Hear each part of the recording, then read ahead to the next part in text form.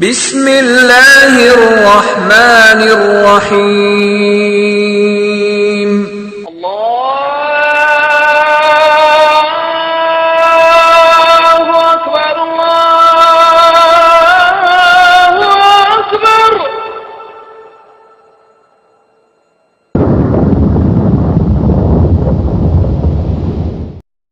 هذا القرآن يوحدنا لطريق الخير يوجهنا. الله تعالى أنزله ورسول الله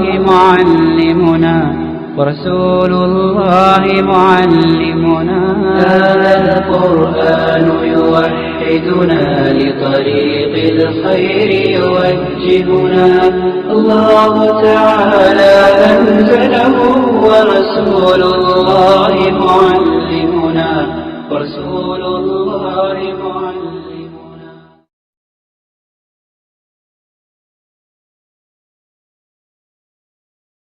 السلام علیکم ورحمۃ اللہ وبرکاتہ. الحمد للہ نحمده ونستعینه ونستغفره ونعوذ باللہ من شرور انفسنا ومن سیئات اعمالنا. من يهده الله فلا مضل له ومن يضلل فلا هادي له. وأشهد أن لا إله إلا الله وحده لا شريك له وأشهد أن محمدا عبده ورسوله. أما بعد فإن أصدق الحديث كتاب الله وخير الهدي هدي محمد صلى الله عليه وسلم وشر الأمور محدثاتها وكل محدثة بدعة وكل بدعة ضلالة وفي رواية كل ضلالة في النار. أعوذ بالله من الشيطان الرجيم. بسم الله الرحمن الرحيم.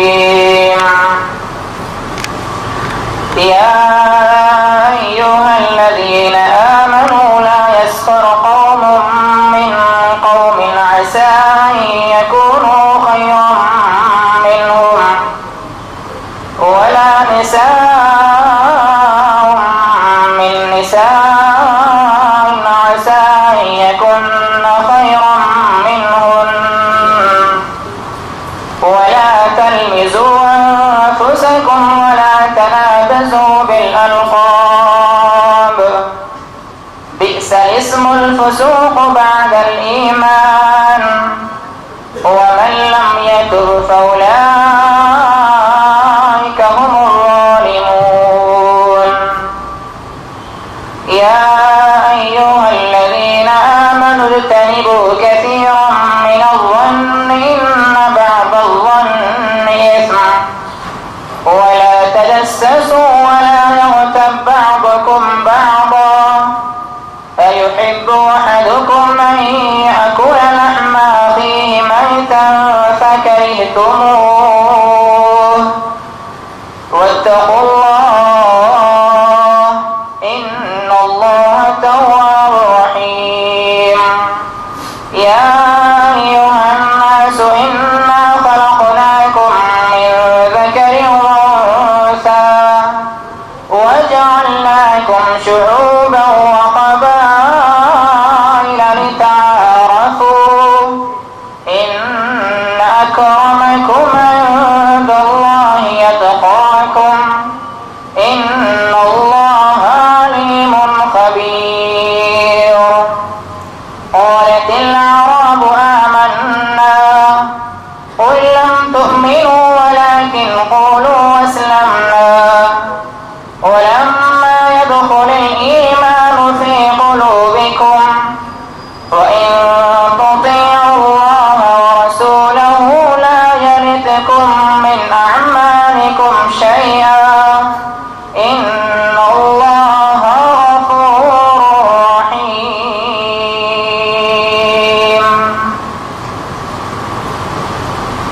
ہر قسم کی تعریف حمد و ثنا بڑائی اور کبریائی اس اللہ رب العالمین کے لیے لائق اور زیبا ہے جو میرا اور ہم تمام کا خالق اور مالک ہے، وہی اللہ کی ذات ہے جس کے حکم سے یہ دنیا اور اس دنیا کا سارا نظام جاری و ساری ہے، اور پھر ایک دن کل من علیہا فان کے تحت اسی رب تعالیٰ کے حکم سے یہاں کا سارا نظام فنا ہو جائے گا اور یہ کائنات ختم ہو جائے گی۔ تو وَيَبْقَى وَجْهُ رَبِّكَ ذُو الْجَلَالِ وَالْإِكْرَامِ کے تحت اس اللہ رب العالمین کی ذات کو دوام ہے اور اسے باقی رکھنا ہے۔ سبحان ما عظم شانہ، سبحان اللہ وبحمدہ، سبحان اللہ العظیم۔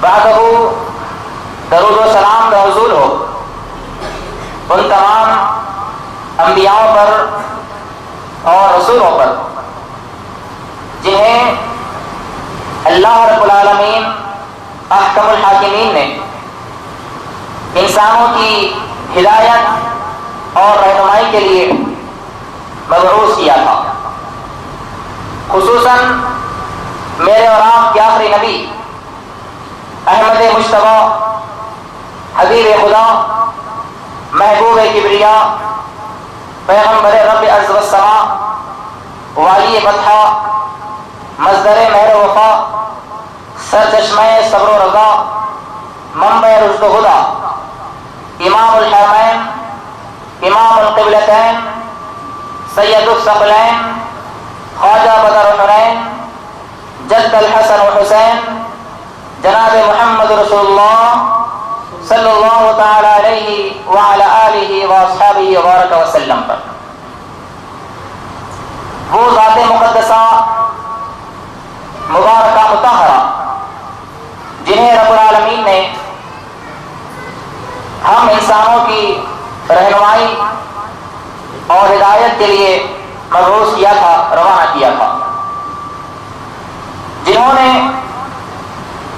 جہاں ہمیں یہ بتلایا کہ نماز کیسی پڑھی جائے گی، جنہوں نے ہمیں اس بات کی تعلیم دی کہ رمضان کے روزے کیسے رکھے جائیں گے، جنہوں نے ہمیں یہ سبق پڑھایا کہ زکوٰۃ کیسے نکالی جائے، جنہوں نے ہمیں اس بات کی تعلیم دی کہ حج بیت اللہ کا فریضہ کس طرح انجام دیا جائے، تو اسی نبی اور اسی پیغمبر نے ہمیں یہ بتلایا کہ معاشرے میں اگر رہنا ہے، سوسائٹی کے اندر اگر تمہیں عزت پانا ہے، کسی جماعت کے اندر تمہیں مرتبت حاصل کرنا ہے، تمہیں اگر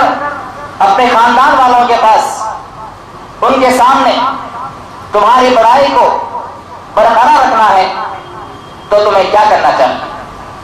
اور اگر یہ بھی بتا دیا گیا کہ اگر معاشرے کے اندر، سوسائٹی کے اندر برائیاں، بیماریاں، خرابیاں اور گناہ کے کام زیادہ ہو جائیں تو کس طرح ان کا ازالہ کیا جائے۔ مشرکین مکہ نے اور اس زمانے کی یہود نصارا نے، کرسچنوں نے مسلمانوں کے پاس آ کر تانا دیا اور صحابہ سے کہا کہ تمہارا نبی کیسا نبی ہے جو تمہیں بیت الخلاء کے بھی آداب بتلاتا ہے۔ تو صحابہ رسول نے جواب دیا اور کہا کہ ہاں، ہمارا پیغمبر وہ پیغمبر ہے جو ہمیں بیت الخلاء کرنے کی آداب بھی سکھلاتا ہے۔ تو مذہب اسلام، دین اسلام نے، مذہب نہیں، اسلام مذہب نہیں ہے، یہ فرق جان لیں کہ مذہب اور دین میں بڑا فرق پایا جاتا ہے۔ مذہب کہتے ہیں کہ جس کے اندر بندے کا تعلق صرف اللہ سے جوڑا جائے، باقی سارے کام اس میں نہیں ہوتے، صرف اور صرف بندے کا تعلق اللہ سے جوڑ لیا جائے، اس کا نام مذہب ہے۔ اور اسلام مذہب نہیں ہے، اسلام دین ہے۔ دین کے اندر بہت سارے امور داخل اور شامل ہوتے ہیں، شادی بیاہ کا معاملہ ہو، لین دین کا معاملہ ہو، اولاد کی تربیت کا معاملہ ہو، حقوق والدین کا معاملہ ہو، حقوق زوجین کا معاملہ ہو، نماز کا معاملہ ہو، دین کا معاملہ ہو، دنیا کا معاملہ ہو، تمام معاملوں پر جو چیز گرد کرتی ہے اور جو چیز گھیرا لیتی ہے اسے دین کہا جاتا ہے۔ اللہ رب العالمین نے قرآن مجید اس بات کا ثبوت دیا اور فرمایا ان الدین عند اللہ الاسلام، کہ بے شک اللہ کے پاس جو دین پسندیدہ ہے وہ دین اسلام ہے۔ تو یہ فرق پایا جاتا ہے مذہب اور دین کے اندر۔ تو دین اسلام ایسا دین ہے جس نے اپنے ماننے والوں کو اللہ سے اس کا جوڑنے کے ساتھ ساتھ یہ بھی بتلایا کہ بندوں کے ساتھ کیسے رہا جائے۔ اسی لیے حدیث میں آتا ہے کہ قیامت کے دن اس وقت تک کسی شخص کی معافی نہیں ہو سکتی جب تک کہ وہ اس کے معاملے، اس کے نام اعمال کے اندر حقوق لباس کے اندر کوتاہی ہوگی۔ اگر اس نے اپنے بندوں کا حق، آپس میں بھائیوں کا حق، آپس میں رشتہ داروں کا حق مار لیا ہوگا، نہ ہو ان کے حق تلفی کی ہوگی، تو قیامت کے دن اسے بخشا نہیں جائے گا۔ اگر سارے اعمال درست ہوں گے، اللہ کے حقوق اللہ کے سارے اعمال اس کے صحیح ہوں گے، نماز کا پابند رہا ہوگا، زکات ہر سال ادا کرتا رہا ہوگا، حج بیت اللہ کا فریضہ انجام دیا ہوا ہوگا، رمضان کا روزہ رکھتا ہوا ہوگا، لیکن اگر حقوق لباس میں کوتاہی کی ہوگی تو اللہ کے پاس کامیاب نہیں ہوگا۔ حدیث میں آتا ہے صحیح بخاری کے اندر امام بخاری رحمۃ اللہ علیہ نے ایک باب باندھا ہے کتاب الدین کے نام سے، قرضوں کا باب، قرض ادا کرنا اور قرض لین دین کے بارے میں وہ باب ہے۔ اپنی کتاب صحیح بخاری کے اندر ایک باب باندھا ہے کتاب الدین کے نام سے، کتاب الدین قرضوں کا باب، قرض لیا جائے، قرض دیا جائے، کیسے اس کو ادا کیا جائے۔ تو اس باب کے اندر 3 احادیث کنٹینیو ہے، سیریل وائز ہے۔ پہلی حدیث میں بتایا گیا کہ ایک جنازے کو لایا گیا، نبی کے پاس پیش کیا گیا، کہا گیا رسول اللہ اس مرنے والے پر آپ نماز پڑھا دیجیے۔ آپ نے سوال کیا کیا مرنے والے پر کوئی قرض تھا؟ تو لوگوں نے کہا کہ رسول اللہ اس پر کوئی قرض نہیں تھا، یہ تمام قرضوں سے بالکل بری اور بالا تر ہے۔ آپ نے سوال کیا کیا اس نے کوئی اپنا ورثے مال چھوڑا ہے کہ اس کی اولاد اس کے مال سے فائدہ اٹھا سکے؟ آپ سے کہا گیا کہ ہاں اس نے اپنے ورثے مال چھوڑا ہے۔ آپ نے اس کی نماز جنازہ ادا کر دی، پڑھا دی۔ دوسرا جنازہ لایا گیا، اگلی حدیث ہے، آپ نے پھر سوال کیا کیا اس مرنے والے پر کوئی قرض ہے؟ لوگوں نے کہا کہ ہاں رسول اللہ اس پر قرض ہے۔ سوال کیا گیا، آپ نے سوال کیا صحابہ سے کیا اس مرنے والے نے اپنے ترکے میں کوئی مال چھوڑا ہے کہ جس کی وجہ جس کو لے کر اس کے قرضے کو ادا کیا جائے اس مال سے؟ تو لوگوں نے کہا کہ ہاں یا رسول اللہ اس نے مال چھوڑا ہے اور اس مال سے اس کا قرضہ ادا کیا جا سکتا ہے۔ آپ نے اس کی نماز پڑھا دی اور اس کو دفنا دیا گیا۔ تیسری حدیث ہے، آپ کے سامنے جنازہ لایا گیا، سوال آپ نے پھر وہی کیا کیا اس پر قرض ہے؟ لوگوں نے کہا کہ ہاں یا رسول اللہ اس پر قرض ہے۔ آپ نے سوال کیا کیا اس نے اپنے ورثے ترکے میں مال کو چھوڑا ہے جس سے اسے قرضہ ادا کیا جائے؟ تو آپ صحابہ کرام نے کہا کہ یا رسول اللہ اس نے کوئی مال نہیں چھوڑا ہے۔ آپ نے کہا کہ اپنے بھائی کی نماز تم پڑھ لو، میں اس کی نماز نہیں پڑھتا۔ تو قرض کا لین دین، قرض کا لینا، اس کو ادا نہ کرنا، یہ حقوق العباد میں سے ہے، اور اس وقت تک اللہ کے پاس معافی نہیں ہوگی جب تک یہ قرضہ ادا نہ کیا جائے گا۔ جب قرضے کی بات آئی تو یہ بات نوٹ کر لیں، بیوی کو جو مہر دیا جاتا ہے وہ بھی قرضہ ہے۔ جب تک آپ اپنی بیوی کو مہر ادا نہ کریں گے، پہلی بات تو اسلام کا طریقہ ہے کہ شادی کے وقت ہی مہر ادا کرنا چاہیے، یہ اسلام کا طریقہ ہے اور نبی کی سنت بھی ہے۔ اگر کسی وجہ سے مجبوری کی حالت میں اللہ کے فرمان کے مطابق فَمَنِ اضْطُرَّ غَيْرَ بَاغٍ وَلَا عَادٍ فَلَا إِثْمَ عَلَيْهِ، مجبوری میں اگر آپ کے پاس کوئی پیسہ نہ ہو، آپ کے پاس مہر دینے کے لیے کوئی چیز موجود نہ ہو، آپ نے ادھار مہر رکھ دیا ہے، تو جلد سے جلد اس کی ادائیگی کرنا آپ پر فرض اور لازم ہے۔ اگر آپ نے قرض ادا کیے، مہر ادا کیے بغیر آپ کا انتقال ہو جاتا ہے تو آپ اللہ کی بارگاہ میں بخشے نہیں جائیں گے۔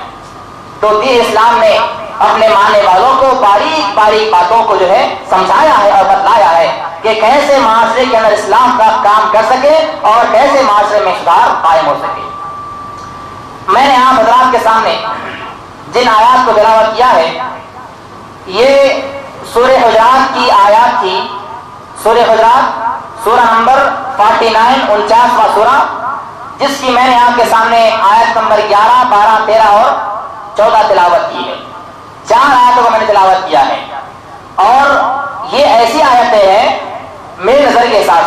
میرے مطالعے کے حساب سے کہ اگر کوئی مسلمان چاہے مرد ہو چاہے عورت ہو، اگر کوئی مسلمان ان آیتوں کو سمجھ جائے، صرف 4 آیتیں قرآن مجید کی، ان کو سمجھ جائے اور زندگی کے اندر اپنے لاگو کر لے، تو انشاءاللہ اس ایک آدمی کا خاندان سدھر جائے گا، اس کے سارے خاندان کی اصلاح ہو جائے گی۔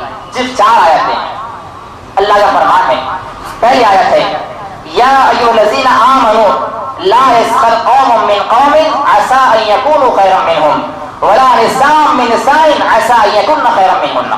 پہلی آیت، اور پہلی آیت کے اندر پہلی بات اللہ نے فرمایا اے ایمان والو، اے ایمان کے دعوے دارو، یہ بات اوروں سے نہیں ہے۔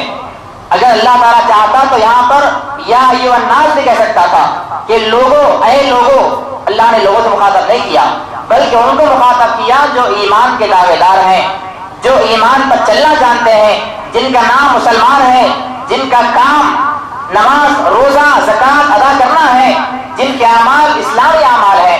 اللہ وہ مخاطب کرتے فرماتا ہے کہ اے ایمان والو، تم میں سے کوئی قوم یعنی کوئی مرد کسی مرد کا مذاق نہ اڑائے۔ ہو سکتا ہے کہ جس کا مذاق اڑایا جا رہا ہو خیر منہم، اس سے بہتر ہے جو مذاق اڑانے والا ہو۔ جس شخص کا مذاق اڑایا جا رہا ہو وہ مذاق اڑانے والے سے بہتر آدمی ہو اللہ کی بارگاہ میں۔ اور آگے اللہ نے فرمایا وَلَا نِسَاءٌ مِّن نِسَاءٍ عَسَىٰ أَن يَكُنَّ خَيْرًا مِّنْهُنَّ، اور نہ کوئی عورت کسی عورت کا مذاق اڑائے۔ ہو سکتا ہے جس کا مذاق اڑایا جا رہا ہو وہ عورت اللہ کی بارگاہ میں اس سے بہتر ہو جو مذاق اڑانے والی ہے۔ یہ پہلی آیت ہے۔ اس کے اندر یہ بتایا گیا کوئی مسلمان شخص چاہے مرد ہو چاہے عورت ہو، اور یہاں پہ اللہ رب العالمین نے ویسے قرآن مجید کا یہ اسلوب ہے، یہ اصول ہے، یہ طریقہ ہے کہ جہاں اللہ رب العالمین نے مردوں کو مخاطب کیا اسی کے ساتھ ہی عورتیں اس کے اندر شامل کر دی گئی ہیں۔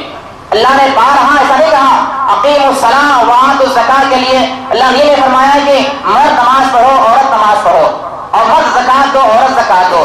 سارے ارکان جہاں پر سارے اعمال کا معاملہ ہے اللہ نے عام حکم بیان فرما دیا، مرد بھی اس میں شامل ہے عورتیں بھی اس میں شامل ہیں۔ لیکن جب مذاق اڑانے کی بات آئی، تمسخر کی بات آئی، کسی کی دل جوئی کی بات آئی، تکلیف پہنچانے والی بات آئی، تو اللہ رب العالمین نے خصوصیت کے ساتھ عورتوں کا نام لے کے بیان کیا۔ اور یہ کیوں بیان کیا ہوگا اللہ تعالیٰ بہتر جانتا ہے۔ ہر انسان کے اعمال سے اللہ واقف و باخبر ہے۔ اللہ جانتا ہے کہ عورتوں میں یہ چیز بہت زیادہ پائی جاتی ہے کہ عورتیں آپس میں ایک دوسرے کا مذاق اڑایا کرتی ہے، آپس میں استہزاء کرنا، آپس میں ایک دوسرے کے بارے میں برائی بیان کرنا، ان کا استہزاء کرنا، تمسخر کرنا، یہ عورتوں کی خاص فطرت ہے۔ اور یہی بات مردوں میں بھی ہے، مردوں میں کچھ کم ہے لیکن عورتوں میں کچھ زیادہ ہے۔ تو اللہ نے یہاں پر دو مخاطب کرتے فرمایا کہ کوئی مرد کسی مرد کا مذاق نہ اڑائے اور کوئی اور کسی عورت کا مذاق نہ اڑائے۔ اور حدیث میں آتا ہے مذاق سے مطلب کیا، کیسا مذاق نہ اڑائے۔ اللہ کے نبی علیہ السلام نے اس کی تعریف بیان کی اور کہا کہ جس کے دل میں رائی کے دانے کے برابر بھی تکبر ہوگا، کبر ہوگا، وہ شخص جنت میں داخل نہ ہوگا۔ اب صحابہ کرام نے سوال کیا، صحابہ کرام بہت ہی زیادہ اسلام کو ماننے والے، بہت ہی زیادہ اللہ تعالیٰ کے احکامات پر عمل کرنے والے، بہت ہی زیادہ دین کے بارے میں حساس ہوا کرتے تھے۔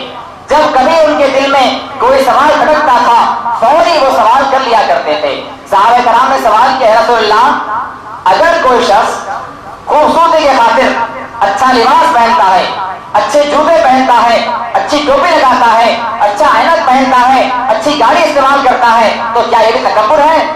آپ نے آگے اس کا جواب دیتے فرمایا کہ اس کا نام تکبر نہیں ہے۔ اللہ تعالیٰ خوبصورت ہے اور اللہ تعالیٰ خوبصورتی پسند کرتا ہے، یہ خوبصورتی اختیار کرنا اللہ کا پسند ہے۔ تکبر اس کا نام ہے کہ جس کے اندر جو ہے حق سے انکار کیا جائے اور لوگوں کو حقیر سمجھا جائے، اس کا نام تکبر ہے۔ حق کی بات آ جائے، اللہ کا فرمان سامنے آ جائے، اللہ کی باتیں کھول کھول کر واضح انداز میں بیان کر دی جائیں، لیکن انسان نہیں مانتا، گھمنڈ کرتا ہے یا حق سے انکار کرتا ہے، تو آپ نے فرمایا کہ حق سے انکار کرنا تکبر کرنا ہے۔ اور دوسری بات آپ نے فرمائی کہ لوگوں کو حقیر سمجھنا، حقیر جاننا، یہ کیا اس کی ہستی ہے، میں کہاں اور یہ کہاں، اس طرح کے الفاظ اختیار کرنا، حقیر سمجھنا، لوگوں کو کمتر سمجھنا، یہ تکبر ہے۔ اور ایک حدیث میں آتا ہے اللہ رب العالمین فرماتا ہے کہ تکبر اور کبر میری چادر ہے، جس نے اس کو کھینچا میں اس جہنم داخل کر دوں گا۔ یہ تکبر کے بارے میں حدیث میں آتا ہے۔ یہ پہلی بات ہے، اللہ کے فرمان کا پہلا مطلب تھا کہ کوئی عورت کسی اور کا مذاق نہ اڑائے اور کوئی مرد کسی مرد کا مذاق نہ اڑائے۔ آگے اللہ فرماتے ہوئے کہتا ہے وَلَا تَلْمِزُوا أَنفُسَكُمْ، کہ تم میں سے کوئی شخص کسی شخص کے بارے میں الزام تراشی اور عیب جوئی نہ کرے۔ الزام تراشی کرنا، آپس میں ایک دوسرے پر بری باتوں سے اس کو یاد کرنا، اگر وہ اچھا بھی ہے اس کے اندر وہ خرابیاں موجود نہیں بھی ہیں تو زبردستی کھینچ کر اس کے اندر خرابیوں کو پیدا کرنا، اس پر الزام تراشی کرنا، اللہ نے اس سے روکا ہے۔ اور یہاں پر بھی دونوں اس میں شامل ہیں، مرد اور عورتیں، الگ الگ نہیں بیان کیا گیا لیکن دونوں اس میں شامل اور داخل ہیں۔ اور حدیث میں آتا ہے کہ کوئی شخص اگر کسی شخص کو گالی دیتا ہے، آپ نے فرمایا کہ تم میں سے کوئی آدمی اپنے باپ کو برا بھلا نہ کہے، تم میں سے کوئی آدمی اپنے باپ کو گالی نہ دے، اپنی ماں کو گالی نہ دے۔ صحابہ نے سوال کیا رسول اللہ بھلا اپنے ماں کو کون گالی دے گا، کون ایسا بدبخت ہوگا جو اپنے ماں کو گالی دے گا، برا بھلا کہے گا؟ تو آپ نے فرمایا کہ ایسا نہیں ہے، اصل میں بات یہ ہے کہ کسی سے لڑائی ہو گئی، جھگڑا ہو گیا، آپ غصے میں آ کر تیش میں آ کر سامنے والے کی ماں کو گالی دیتے ہیں اور وہ جواباً اپنے آپ کی ماں کو گالی دیتا ہے، سبب آپ خود بنے اس چیز کا۔ آپ نے اپنے ماں کو گالی دی اور آپ نے فرمایا کہ تم میں سے سب سے برا وہ شخص ہے جو ایسا کام اختیار کرتا ہے۔ آگے اللہ فرماتا ہے کہ وَلَا تَنَابَزُوا بِالْأَلْقَابِ، تیسرا حکم اللہ نے بیان فرمایا اور کہا کہ تم میں سے کوئی شخص کسی کے بارے میں برے القاب سے اس کو نہ پکارو، کسی شخص کو۔ جیسے مثال کے طور پر اگر کوئی اندھا ہے، کوئی کانا ہے، کوئی بہرا ہے، کوئی لنگڑا ہے، کوئی معذور ہے، کوئی لولا ہے، تو اس کو اس برے القاب سے نہ پکارو کہ جس سے اسے تکلیف پہنچتی ہو۔ ہاں، بعض علماء کرام نے یہ بات بیان کیا، کہا کہ اگر ایک ہی نام کے دو شخص موجود ہیں اور وہ ایک ساتھ رہتے ہیں، ایک کلاس میں پڑھتے ہیں، ایک ہی گھر میں رہتے ہیں اور ان دونوں کو پہچاننا بڑا مشکل ہے، تو پہچان کی خاطر اگر کوئی شخص یہ کہتا ہے کہ فلاں اندھے بھائی کو بلاؤ، اب اندھا عبداللہ کو بلاؤ، یا فلاں اچھے عبداللہ کو بلاؤ، ایسا جو کہتا ہے اور جس کو اندھا کہا جا رہا ہے اس کو برا نہ لگے تو یہ بات کہنے میں آپ کو کوئی حرج نہیں ہے۔ لیکن اگر آئے جوئی کرتے وقت، برے الفاظ سے پکارتے وقت سامنے والے کو تکلیف پہنچتی ہے، اگر اس کے دل کو ٹھیس لگتی ہے تو آپ اللہ کی بارگاہ میں گنہگار قرار پائیں گے اور آپ اللہ کی بارگاہ مجرم قرار پائیں گے۔ آگے اللہ فرماتا ہے کہ بئس الفسوق بعد الایمان، ایمان کے بعد فسق بہت برا نام ہے۔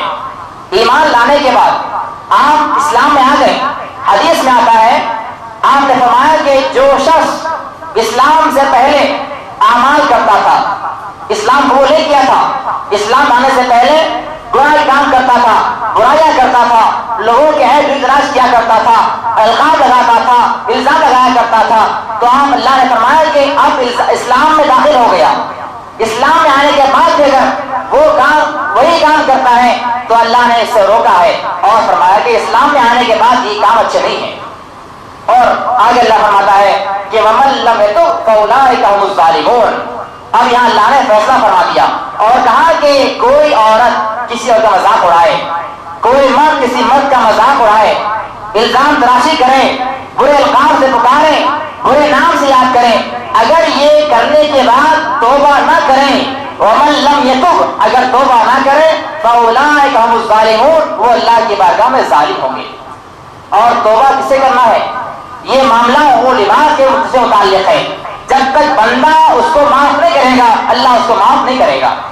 اب کسی کا آپ نے مذاق اڑا دیا، کسی کے آپ نے عیب جوئی کر دی، کسی کے بارے میں آپ نے برا بھلا کہہ دیا، کسی پر الزام تراشی کر دی، اب آپ کو بعد میں احساس ہوا، دل میں آگے خیال آیا کہ میں نے فلاں شخص کی، فلاں میرے بھائی کی میں نے برا بیان کی تھی، اب میں کیا کروں؟ آپ کا کام یہ ہے کہ آپ فوراً اس کے پاس جائیے اور اس سے معافی مانگ لیجیے۔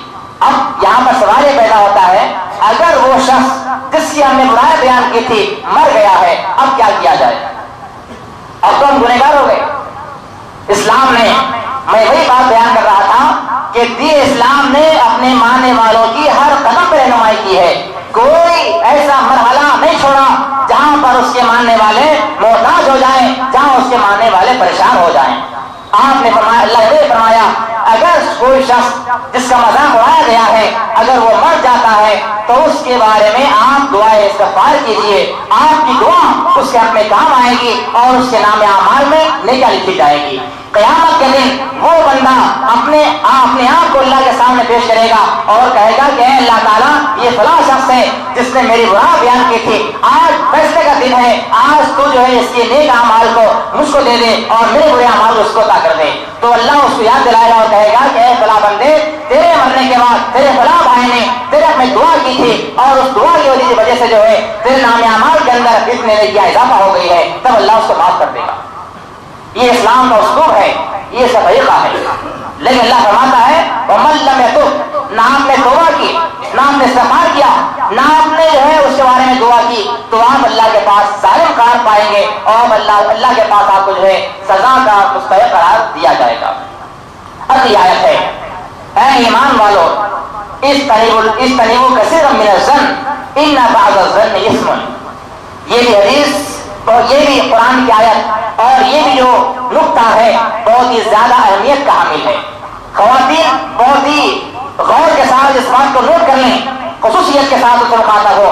اللہ نے فرمایا کہ اے ایمان والو تم لوگ بچو اجتنبوا کثیرا من الظن، بہت زیادہ بدگمانی کرنے سے بچو، کیونکہ بعض بدگمانیاں گناہ کے کام ہیں. بدگمانی کا مطلب کیا ہے؟ بدگمانی کا مطلب ہے کہ کسی بھائی کے بارے میں، کسی بہن کے بارے میں، کسی شخص کے بارے میں، کسی بھائی کے بارے میں برا خیال کرنا، برا گمان کرنا یا اس کے اعمال پر، اس کے اخلاق پر، اس کے کردار پر شک کرنا، یہ اللہ نے منع کیا ہے اس بات سے. حدیث میں آتا ہے، حضرت ابو ہریرہ رضی اللہ عنہ اس کے راوی ہیں. یہ حدیث کے وہ راوی ہیں جن کے بارے میں نے پہلے بیان کیا تھا گزشتہ درس کے اندر کہ یہ ایسے صحابی ہیں جنہوں نے نبی سے جو ہے صرف 3 سال کے اندر 5000 حدیثوں کو روایت کیا ہے. یہ صحابی ہے. ان کا واقعہ بیان کیا جاتا ہے کہ ایک مرتبہ بہت ہی مایوس ہو کر نبی کے پاس حاضر ہوئے اور کہا یا رسول اللہ میں بہت زیادہ مایوس ہوں، بہت زیادہ غمزدہ ہوں. آپ نے سوال کیا ہے ابو ہریرہ آخر بات کیا ہے؟ ان کا اصل نام عبد الرحمن بن صخر دوسی ہے. ابو ہریرہ کا مطلب ہے ابو کے معنی باپ اور ہریرہ کے معنی بلی کے. ان کے پاس ایک چھوٹی بلی تھی جو بہت زیادہ ان کو چاہیے تھی اور بہت سے محبت کیا کرتے تھے، تو نبی ان کا نام رکھ دیا ابا ہریرہ، بلیوں کا باپ. تو ان کا بیان ہے کہ میں ایک بار نبی کے پاس آیا، بہت مایوس تھا. میں نے سوال کیا ہے ابو ہریرہ کیا بات ہے، تم بہت زیادہ مایوس ہو، غمزدہ ہو، آخر ماجرا کیا ہے؟ تو میں نے کہا کہ یا رسول اللہ میں اس سے مایوس ہوں کہ میں بارہا اپنی والدہ کو اسلام کی دعوت دیتا ہوں، بارہا ان کے سامنے آپ کی باتیں بیان کرتا ہوں، اللہ کا فرمان ہے اس کو سناتا ہوں میری ماں کو، لیکن وہ میری بات نہیں مانتی، اسلام میں نہیں آتی، اس لیے میں مایوس ہوں. آپ دعا کیجیے شاید آپ کی دعا قبول ہو جائے اور میری ماں اسلام میں داخل ہو جائے. چنانچہ حدیث کے الفاظ ہیں کہ رسول اللہ علیہ وسلم نے دعا کے لیے ہاتھ اٹھائے.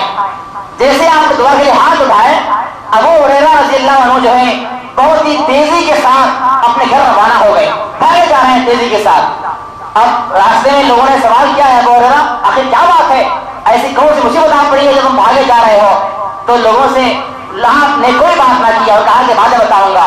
فوری گھر کے پاس گئے، دروازہ کھٹکھٹایا، اس کے بعد اندر سے آواز آئی کون ہے؟ ابو ہریرہ نے کہا کہ امی جان میں ہوں ابو ہریرہ آپ کا بیٹا. ماں نے کہا کہ ابو ہریرہ تھوڑا انتظار کرنا، میں غسل کر رہی ہوں تاکہ اسلام میں داخل ہو جاؤں اور میں تمہارے نبی کے ہاتھ پر ایمان قبول کر لوں. فوری جو ہے نبی ماں غسل کر کے حاضر ہوئی، نبی کی بارگاہ میں آئی. لوگوں نے سوال کیا ہے ابو ہریرہ کیا بات ہے تم بہت تیزی سے بھاگ رہے تھے؟ تو ان کا بیان ہے، انہوں نے کہا کہ میں دیکھنا یہ چاہتا تھا کہ گھر پہلے میں پہنچتا ہوں یا نبی کی دعا پہلے گھر پہنچتی ہے. تو یہ وہ صحابی ہیں جن کی ماں کو نبی کی دعا پر اسلام کی توفیق عطا ہوئی ہے. ان کی حدیث ہے، انہوں نے بیان کیا کہ ایاکم الظن فإن الظن اصدق الحدیث، رواه البخاری و مسلم، کہ بے شک آپ نے فرمایا تم لوگ بدگمانی کرنے سے بچو، کیونکہ بے شک بدگمانی کرنا بہت سب سے بڑا جھوٹ اور بہت بڑا بہتان ہے۔ بدگمانی کرنا، شک کرنا کسی کے بارے میں، یہ بہت ہی بڑا گناہ ہے۔ لیکن علامہ قرطبی رحمۃ اللہ علیہ جو اسلام کے بہت بڑے معناس عالم دین ہیں، مفکر اسلام ہے، فقیہ اسلام ہے، ان کا بیان ہے کہ ان الظن القبیح بمن ظاہرہ الخیر لا یجوز وانہ لا حرج۔ انہوں نے کہا کہ اگر کوئی شخص جس کے ظاہرہ اس کے اوصاف ہیں اچھے ہیں، جیسے نماز کو پابندی سے پڑھنے والا ہے، اس کا ظاہر لباس اچھا ہے، داڑھی رکھنے والا، سر پر ٹوپی رکھنے والا، یعنی کوئی نیا آدمی دیکھنے والا یہ نہیں کہے گا کہ یہ فلاں شخص برا ہو سکتا ہے۔ تو انہوں نے کہا کہ اگر کسی شخص کا ظاہری اوصاف اچھا ہے، خیر کا ہے، تو اس کے بارے میں برا گمان کرنا جائز نہیں ہے۔ لیکن آگے فرمایا کہ جس کا ظاہری اوصاف، ظاہری حلیہ اگر برا ہو تو اس کے بارے میں برا گمان کرنا جائز ہے۔ یہ عالم کا بیان ہے، نبی کا بیان ہے، اللہ کا بیان نہیں ہے۔ جس کا ظاہری اوصاف، یہاں پر نقطے کی بات یہ ہے اگر کوئی شخص ظاہری اوصاف کے حساب سے، حلیے کے حساب سے اچھا ہے، نیک دکھتا ہے، پریشان لگتا ہے، اس کے بارے میں اگر گمان کرتے ہیں، برا گمان کرتے ہیں، شک کرتے ہیں تو یہ بہت ہی بڑا گناہ ہے، کبھی عمل ہے۔ ہاں کوئی آدمی دکھنے میں چور دکھتا ہے، ڈاکو دکھتا ہے، اس کے بارے میں گمان کر لیجئے کہ ارے یہ بڑا آدمی جو ہے چور دکھ رہا ہے، شاید چور ہوگا، شاید ڈاکو ہوگا، شاید بدکار ہوگا، شاید برا ہوگا، ایسا گمان کرنا جائز ہے۔ لیکن کوئی شخص حلیتاً لباساً اپنے فائد اور طریقے سے اسلام کا لباس ہونا ہوا ہے، صحیح دکھتا ہے، تو اس کے بارے میں برا گمان کرنا جائز نہیں ہے، اگرچہ کہ اس کی باطنی اعمال کچھ بھی ہو، باطنی اعمال کچھ بھی ہو، اس کے اعمال اللہ کے حوالے ہیں، لیکن آپ پر یہ حق نہیں بنتا کہ آپ اس کے بارے میں برا گمان کرو، برا اس کے بارے میں شک کیا کرو۔ اس کے علاوہ آگے اللہ فرماتا ہے، اگلی بات ہے وَلَا تَجَسَّسُوا، جاسوسی مت کیا کرو۔ اگلا حکم ہے جاسوسی کرنا، ٹور لگانا، کسی کے بارے میں خبر لگانا، کسی کے بھید کو تلاش کرنا تاکہ لوگوں کے درمیان میں اس کی بات کو بیان کیا جائے، لوگوں کے درمیان ملا کر اس کا مذاق اڑایا جائے، لوگوں کے درمیان ملا کر اس کا استہزاء کیا جائے، لوگوں کے درمیان میں آ کر اس کے بارے میں برا بھلا کہا جائے، اس نیت سے اگر آپ جاسوسی کرتے ہیں، اس کی برائی تلاش کرتے ہیں تو اللہ نے فرمایا وَلَا تَجَسَّسُوا، جاسوسی مت کیا کرو۔ جاسوسی کرنا اسلام کے اندر بہت ہی برا عمل ہے اور بہت ہی خراب عمل ہے۔ ہاں اگر معاملہ ایسا ہو جائے، ایک آدمی ہے جس کے اعمال اسلام کے خلاف ہیں، جو اسلام کے خلاف سازشیں کرنے والا، اسلام کے خلاف میں جو ہے مسلمانوں کے خلاف میں بہت زیادہ مشورے دینے والا، برا خیال کرنے والا ہے، آپ اس کے بارے میں محسوس کر سکتے ہیں کہ فلاں آدمی جو ہے اسلام کے خلاف باتیں بیان کرنے والا ہے، چل کر دیکھیں گے صحیح آخر کیا بیان کرتا ہے۔ تو اسلام کو نقصان پہنچانے والا اگر کوئی شخص ہے تو اس کی جاسوسی کرنا جائز ہے، ورنہ عام مسلمانوں کی، عام مسلمان بھائیوں کی، عام مسلمان بہنوں کی جاسوسی کرنا، ان کا عیب تلاش کرنا، ان کے عیب کو تلاش کر کر اس کو لوگوں کے درمیان پھیلانا، یہ بہت ہی بڑا گناہ اور کبھی گناہ ہے۔ اور حدیث میں آتا ہے کہ قیامت کے دن جو ہے اللہ تعالیٰ اس شخص کے عیب کو چھپائے گا جو مسلمانوں کے عیب کو چھپایا کرتا ہے۔ مسلمانوں کے عیب کو چھپانا، اگرچہ کہ مسلمان گنہگار ہے، کوئی آدمی شرابی ہے، شراب پینے والا ہے، آپ صرف ایک آدمی جانتا ہے شراب پینے والا ہے، شراب پی کر گھر میں آیا، بازو والا پڑوسی آدمی دیکھ لیا کہ فلاں شراب پی کر آیا ہے، اب صرف اس کا علم جو ہے صرف پڑوسی کو ہے کہ اسے شراب پی ہے۔ اب پڑوسی کی ذمہ داری یہ ہے کہ اپنی اس بات کو اپنے حد تک محفوظ رکھے، دبائے رکھے، اگر لوگوں کے سامنے اس کی بات پھیلاتا ہے تو وہ بہت بڑا گنہگار ہوتا ہے۔ اللہ نے فرمایا کہ اللہ کو یہ بات بہت زیادہ ناپسند ہے کہ تم برائی کی باتوں کو اور گناہ کے کاموں کو لوگوں کے درمیان پھیلاؤ۔ اس سے کیا ہوگا؟ معاشرے کے اندر، سوسائٹی کے اندر، قوم کے اندر، سماج کے اندر، ملت کے اندر برائی ابھر کے آئے گی اور برائی پھیل جائے گی۔ لوگوں کو معلوم ہوگا یہ بھی برا کام ہے، ایسا بھی کیا جا سکتا ہے، یہ بھی برا کام ہے، ایسا بھی کر سکتے ہیں، یہ بھی گناہ کا کام ہے، ایسا بھی کر سکتے ہیں۔ تو برائی کو پھیلانا، برائی کا افشا کرنا، برائی کو عام کرنا، یہ اللہ کی بارگاہ میں بہت برا عمل اور کبھی عمل ہے۔ اس کے بعد آگے اللہ فرماتا ہے کہ وَلَا يَغْتَبْ بَعْضُكُمْ بَعْضًا، تم کسی بھائی غیبت نہ کیا کرو۔ غیبت کے بارے میں حدیث میں آتا ہے، صحابہ کرام نے سوال کیا، یا رسول اللہ صلی اللہ علیہ وسلم آپ نے بیان کیا کہ کسی کی غیبت نہ کیا کرو، اگر کسی شخص کے اندر وہ چیز موجود ہو تو، جیسے مثال کے طور پر ایک آدمی بہرا ہے، اگر وہ شخص بہرا ہے واقعی طور پر ہم اس کے بارے میں لوگ بیان کر رہے ہیں کہ ارے بھائی فلاں شخص بہرا ہے تو یہ کیا غیبت ہے؟ تو آپ نے فرمایا کہ ہاں اسی کا نام غیبت ہے، جو چیز اس کے اندر موجود ہے اس کو بیان کرنا، اس کے پیٹ پیچھے ایسا کرنا غیبت ہے، اور اس کے اندر وہ چیز موجود نہیں ہے تو وہ الزام تراشی ہے۔ تو کسی کے اندر کوئی برائی ہے، کوئی خرابی ہے، اور ایسی خرابی ہے کہ جس کے بارے میں اگر اس کے سامنے بیان کیا جائے تو اس آدمی کو برا لگے، اس کو تکلیف محسوس ہو، اس کی برائی کو لوگوں کے درمیان میں پھیلانا اور اس کو عام کرنا، اللہ نے فرمایا کہ یہ بہت ہی برا عمل ہے۔ آگے اللہ فرماتا ہے آیو احب احدکم، کیا تم یہ چاہتے ہو کہ اپنے مردار بھائی کا گوشت کھاؤ؟ یہ پسند کرتے ہو کہ ایک آدمی مر گیا ہے اس کا گوشت کاٹ کے کھانا پسند کرو گے؟ اللہ نے فرمایا کہ فَقَرِيتُمُوهُ، اللہ کو اس کا جواب دے رہا ہے، ہمیں جواب دینے کی ضرورت نہیں ہے، اللہ نے خود کہا فَقَرِيتُمُوهُ، بے شک تم اسے ناپسند کرو گے۔ تو اللہ نے کہا کسی بھائی کی غیبت کرنا، کسی بھائی کی غیبت بیان کرنا ایسا ہے گویا کہ اپنے مردار بھائی کا گوشت کھانا ہے۔ اور اللہ فرماتا ہے سورہ قاف کی آیت ہے، آیت 18 اللہ فرماتا ہے کہ ما یلفظ من قول الا لدیہ رقیب عتید، کہ انسان زبان سے کوئی لفظ نکالتا نہیں جو سننے والا لکھ لیتا ہے۔ ابھی زبان سے الفاظ ادا نہیں ہوئے، بس لکھنے والا موجود ہے، کرامن کاتبین، جو اس کے اعمال کو لکھتے ہیں اور اس کی بات کو نوٹ کرتے ہیں۔ تو آدمی کو چاہیے کہ زبان سے ادا کرنے بات کہنے سے پہلے، بیان کرنے سے پہلے یہ سوچ لیں کہ یہ بات میری دائیں والا فیصلہ لکھے گا یا بائیں والا فیصلہ لکھنے والا ہے۔ اگر بائیں والا فیصلہ لکھ لیتا ہے تو وہ آپ کا عمل گناہ کا عمل ہے، اگر دائیں والا فیصلہ لکھتا ہے تو وہ عمل آپ کا اچھا عمل ہے۔ اور اس کے علاوہ حدیث میں آتا آپ نے فرمایا کہ من کان یؤمن باللہ والیوم الآخر فلیقل خیرا او لیصمت، یہ بہت ہی زیادہ اہمیت والی حدیث ہے۔ آپ نے فرمایا کہ من کان یؤمن باللہ والیوم الآخر، جو شخص اللہ پر اور قیامت پر ایمان رکھتا ہے اسے چاہیے کہ فلیقل خیرا، اگر بات کرنا چاہتا ہے تو اچھی بات کرے، بھلی بات کرے، اور لیصمت، ورنہ خاموش رہے۔ یہ اللہ کے نبی کے فرامین ہے اور یہاں کی تعلیمات ہیں۔ اور آج ہمارا کیا معاملہ ہے؟ آج ہمارے ماحول کا کیا معاملہ ہے؟ ہم دن 24 گھنٹے کے اندر بمشکل شاید رات کے اوقات میں ہماری زبان بند رہتی ہے، ورنہ صبح اٹھنے سے لے کر رات میں سونے تک بیکار کی باتیں اور بیکار کی فحاشی ہم اختیار کرتے ہیں۔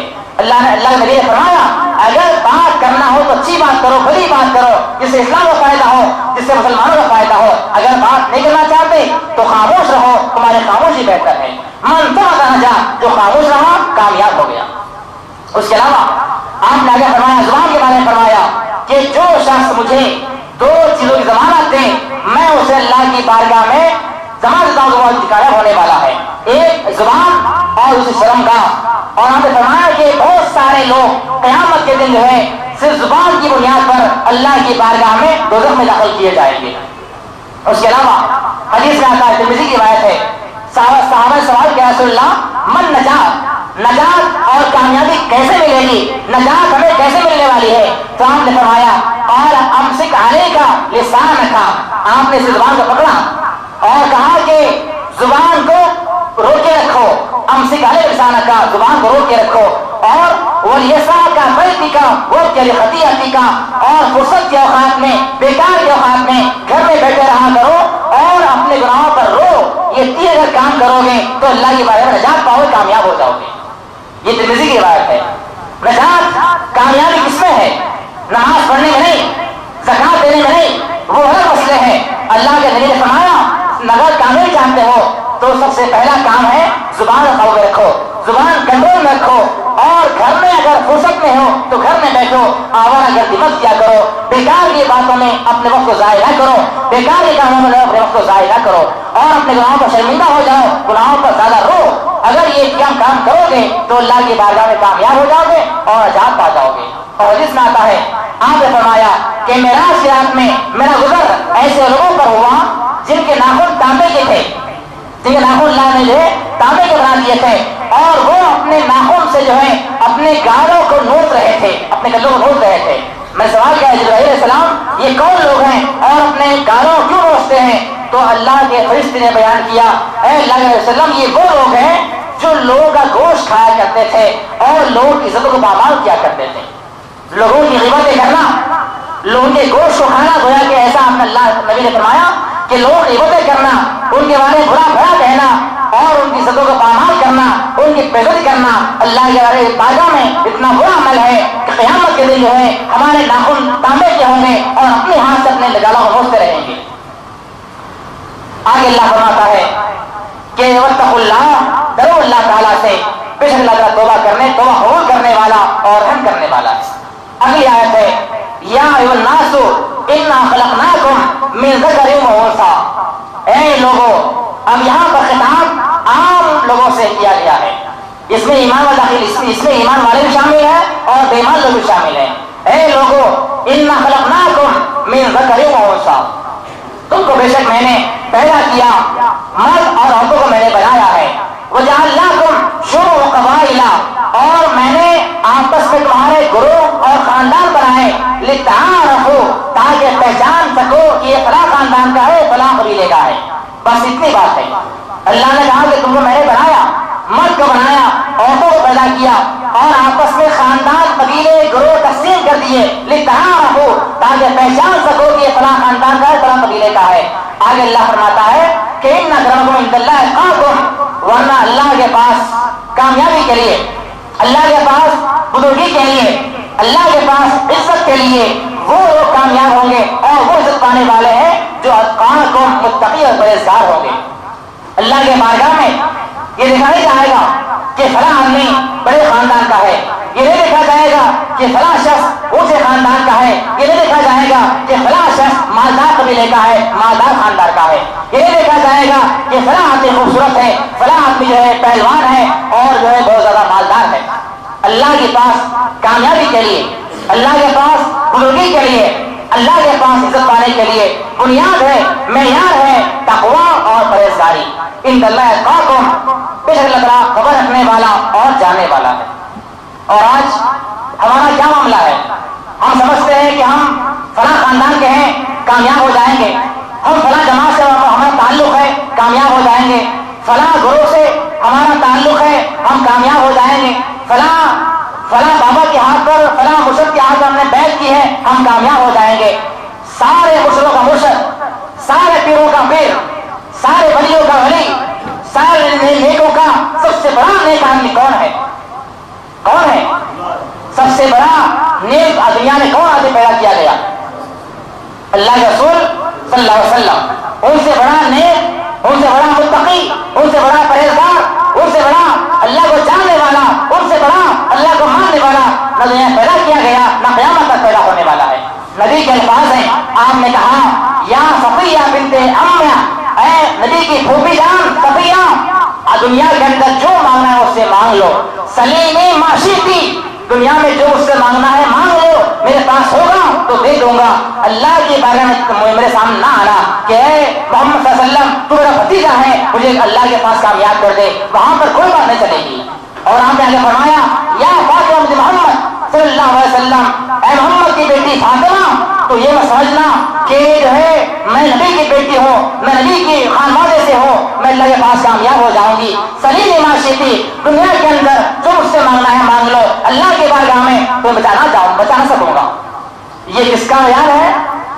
نبی کا بیان ہے، اللہ کے پیغمبر کا بیان ہے، جو سارے انبیاء کا امام، جو ساری کائنات کا امام، جو شافی محشر ہے، جس کے ہاتھ سے ہمیں اور کوثر سے پانی دیا جانے والا ہے، جس کو اللہ کی بارگاہ میں سب سے پہلے جو ہے فیصلہ کیا جائے گا، جو اللہ کے بارے میں سفارش کرنے والے ہوں گے، ان کا بیان ہے۔ اور کس کے بارے میں کہتے ہیں؟ اپنی سگی پھوپھی کے بارے میں، اپنی بیٹی کے بارے میں، چچا سے مخاطب ہوتے ہوئے کہتے ہیں کہ اے چچا جان، اے پھوپھی جان، اے میری بیٹی، دنیا میں جو مانگنا ہے مجھ سے مانگ لو، میرے پاس ہوگا تو عطا کر دوں گا، اللہ کے بارگاہ میں وہاں پر بچانا پاؤں گا۔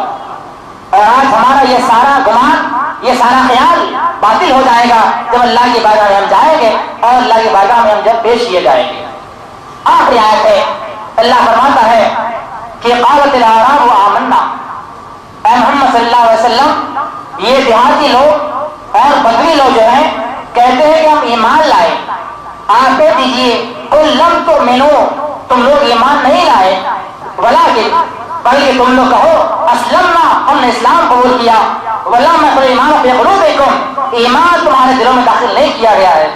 وَإِنْ اللہ ورسولہ، اگر تم اللہ کی اطاعت کرو گے، رسول کی اطاعت کرو گے تو اللہ تمہارے اعمال کو ضائع نہیں کرے گا. اللہ تعالیٰ معاف کرنے والا اور رحم کرنے والا ہے. یہاں پر اللہ رب العالمین نے ایک بات کو بیان کیا، وہ بات اللہ نے فرق بیان کیا ہے اسلام اور ایمان کے اندر. اسلام میں کتنے ارکان ہیں؟ اسلام کے 5 ارکان ہیں.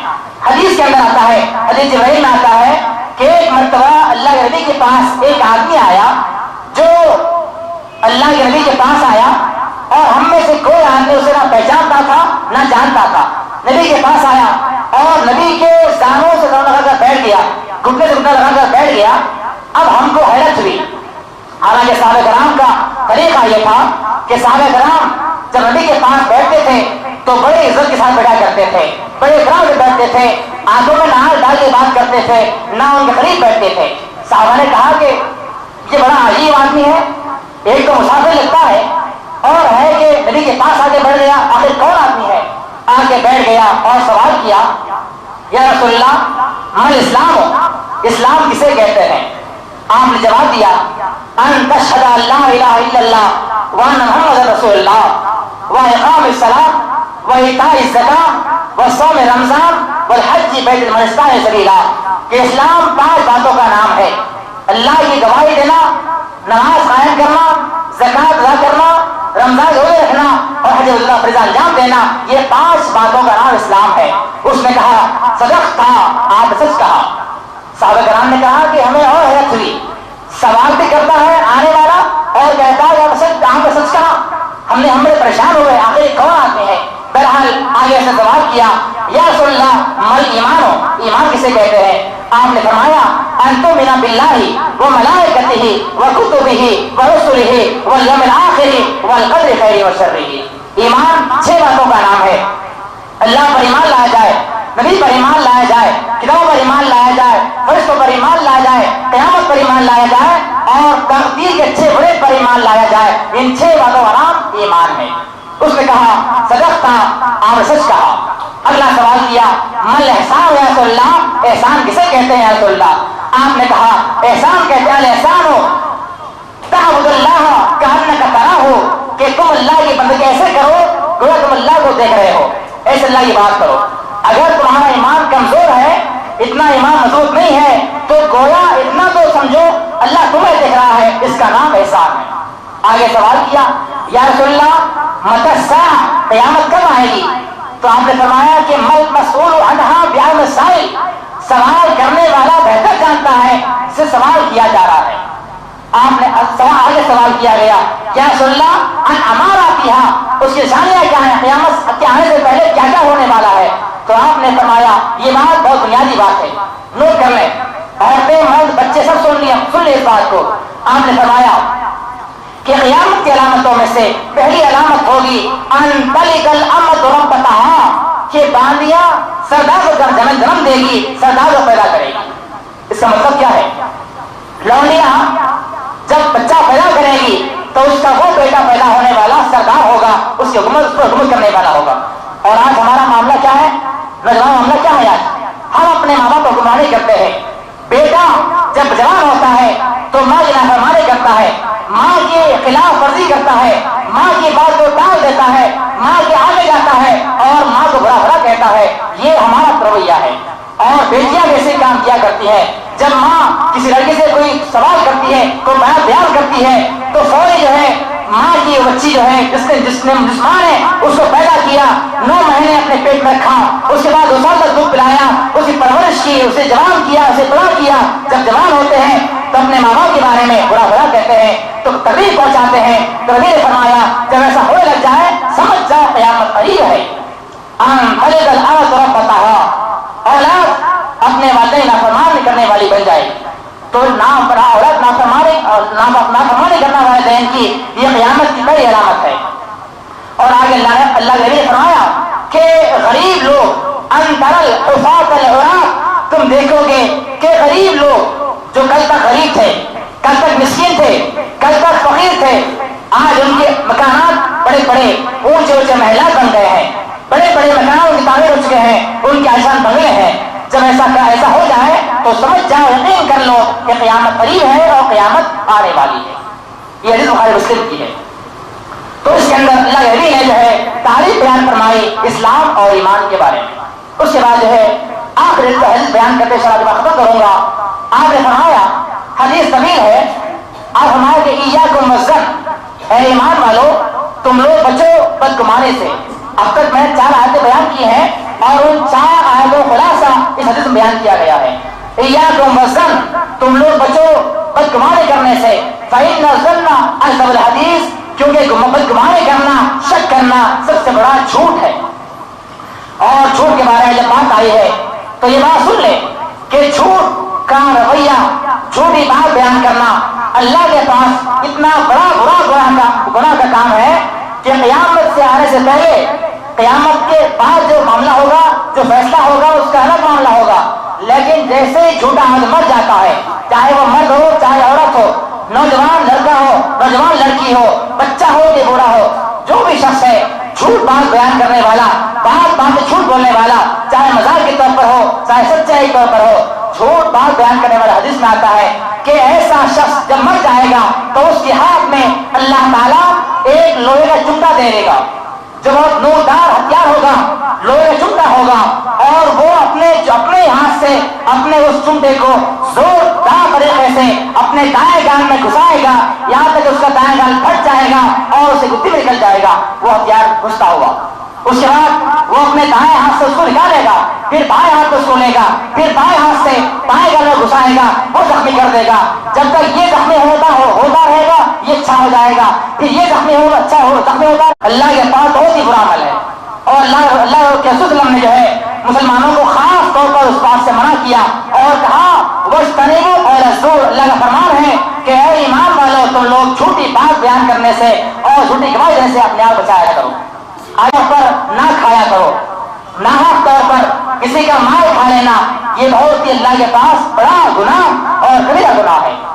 حدیث میں آتا ہے کہ جو شخص یتیم کا مال ناحق طور پر اختیار کر لیتا ہے، کھا لیتا ہے، تو گویا وہ شخص اپنے پیٹ میں جہنم کی آگ کو بھرنے والا ہوگا. یہ نبی کے فرمان ہے اور اللہ کی تعلیمات ہیں.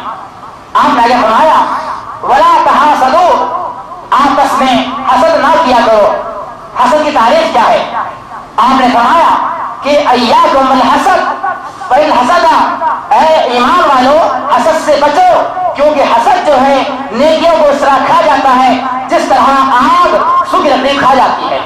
حسد کے بارے میں آپ نے فرمایا کہ کسی شخص کے بارے میں، کسی شخص کے پاس مال ہے، اولاد ہے، اچھا رہنے والا ہے، اچھا اس کا لین دین ہے، اچھا معاملہ ہے، اچھا سوچ رہتا ہے، اب سامنے والا اس کو دیکھتا ہے اور دل میں خیال کرتا ہے ارے فلاں شخص کتنا مالدار ہے، فلاں آدمی کتنا اولاد والا ہے، کتنا خوشحال ہے، اور دل میں یہ خیال کرتا ہے کہ کاش وہ اس کا مال ختم ہو جائے، کاش اس کی اولاد ختم ہو جائے اور وہ میں اس کا مال، اس کا سکون مجھے نصیب ہو جائے. یہ ایسا خیال کرنا حسد ہے اور یہ اللہ نے منع فرمایا ہے کہ کسی کے بارے میں یہ گمان کرنا کہ فلاں شخص کنگال ہو جائے، فلاں شخص ختم ہو جائے اور اس کی اچھائی، اس کی جو ہے اچھائی، اس کی خوبی میرے پاس آ جائے، یہ گمان کرنا، یہ خیال کرنا حسد ہے.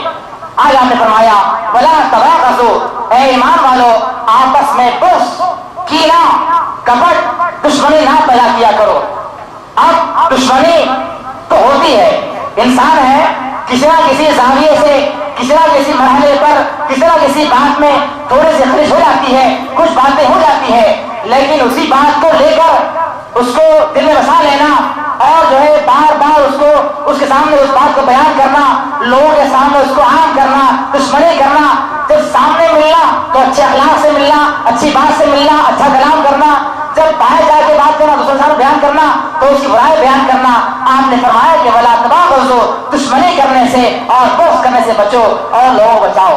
اور آگے فرمایا ولا تدابروا، اور جب حق اور باطل کے درمیان لڑائی ہو رہی ہو، مسلمانوں کے درمیان میں اور کافروں کے درمیان میں جنگ ہو رہی ہو، تو جنگ کا میدان چھوڑ کر بھاگ جانا یہ بھی بہت بڑا گناہ ہے. حدیث میں آتا ہے، آپ نے فرمایا اجتنبوا السبع الموبقات، اے ایمان والو 7 ہلاک کرنے والے گناہوں سے بچو. 7 ایسے گناہ جس کے کرنے کے بعد انسان ہلاک ہو جاتا ہے اور اس کے سارے اعمال تباہ ہو جاتے ہیں. اس 7 اعمال میں سے ایک عمل یہ بھی ہے کہ جنگ کے میدان سے پیٹ پھیر کر بھاگ جانا. آگے فرمایا وَكُونُوا عِبَادَ اللَّهِ إِخْوَانًا، تم سارے کے سارے اللہ کے بندے ہو اور آپس میں بھائی ہو. آگے فرمایا آپ نے المسلم اخو المسلم، مسلمان آپس میں دوسرے مسلمان کا بھائی ہے. لا یظلمہ، نہ وہ اس پر ظلم کرے، ولا یخذلہ، نہ اس کو بیا وزدگار چھوڑ دے، ولا یحقرہ، نہ اس کو حقیر جانے. آگے فرمایا التقوی ہاں ہونا، التقوی ہاں ہونا، التقوی ہاں ہونا. تقوی یہاں ہوتا ہے، تقوی یہاں ہوتا ہے، تقوی یہاں ہوتا ہے. اور آپ نے فرمایا کہ ایک انسان کے برا ہونے کے لیے یہ بات کافی ہے اور مسلمان بھائی کو حقیر سمجھے، حقیر کرتا ہے. آگے فرمایا کہ کل مسلم علی مسلم حرام، ہر مسلمان کا ایک مسلمان پر حرام ہے دم ہو اس کا خون، عرض ہو اس کی عزت، و مال ہو اس کا مال. مسلمان کا مال، مسلمان کی عزت، مسلمان کی آبرو حرام ہے اس مسلمان پر. آگے فرمایا کہ بے شک اللہ تعالیٰ تمہارے جسموں کو نہیں دیکھتا، نہ تمہارے صوتوں کو دیکھتا ہے، اللہ تمہارے اعمال کو دیکھتا ہے، تمہارے قلوب کو دیکھتا ہے. یہ حدیث بخاری مسلم کی ہے. اس حدیث کے اندر اللہ کے رسول صلی اللہ علیہ وسلم نے جو ہے ساری باتوں کو بیان کر دیا اور کہا کہ حسد کرنا، برائی بیان کرنا، عیب جوئی کرنا، غیبت کرنا، کسی کو حقیر سمجھنا، مسلمانوں کے خلاف سازشیں کرنا، مسلمانوں کو برا بھلا کہنا، یہ سارے اعمال اللہ کی بارگاہ میں بہت ہی برے اور بہت ہی قبیح اعمال ہیں. تو یہ سورہ حجرات کی 4 آیتوں کا خلاصہ تھا جس میں اللہ رب العالمین نے جو ہے بہت ہی اہمیت والی اور بہت ہی بنیادی باتیں بیان کی ہیں. کاش اگر ہم یہ چاہتے ہیں کہ ہمارے معاشرے کے اندر، ہمارے سوسائٹی کے اندر، سماج کے اندر، ملت کے اندر، قوم کے اندر، خاندانوں کے اندر اصلاح کا کام ہو جائے، فساد ختم ہو جائے، بگاڑ ختم ہو جائے، ہماری اصلاح ہو جائے، ہمارے سارے معاملات درست ہو جائیں، تو یہ 4 آیتیں ہماری زندگیوں کے اندر اگر بچ جائیں گے، اس عمل کرنے والے بن جائیں گے، تو انشاءاللہ ضرور ضرور دن آنے والا ہے کہ ہمارے سارے معاملات درست ہو جائیں گے اور ہمارے معاشرے سے برائی اور بے حیائی جو ہے ختم ہو جائے گی. اللہ سے دعا ہے اللہ رب العالمین جو کچھ بھی کہا گیا ہے اللہ تعالیٰ کہنے والوں کو، سننے والوں کو عمل میں توفیق عطا فرمائے. اے اللہ ہمارے اندر جو کوتاہیاں ہیں، ہمارے اعمال کے اندر جو خرابیاں ہیں اللہ سے دور فرمائے. اے اللہ ہمارے عقیدے کے اندر، ہمارے اعمال کے اندر جو بگاڑ ہے، جو فساد ہے اللہ اس کو دور فرما دے. اے اللہ ہمارے عمل کی اصلاح فرما، نماز سے پابند بنا. اے اللہ حقوق اللہ کے ساتھ ساتھ ہم بندوں حق بھی جو ہے جانے والے بن جائیں. اے اللہ ہمارے سارے اعمال کو درست فرما. آمین. واقعی قولی ھذا استغفر اللہ ولکم. السلام علیکم ورحمۃ اللہ وبرکاتہ. القرآن يوحدنا لطريق الخير يوجهنا. الله تعالى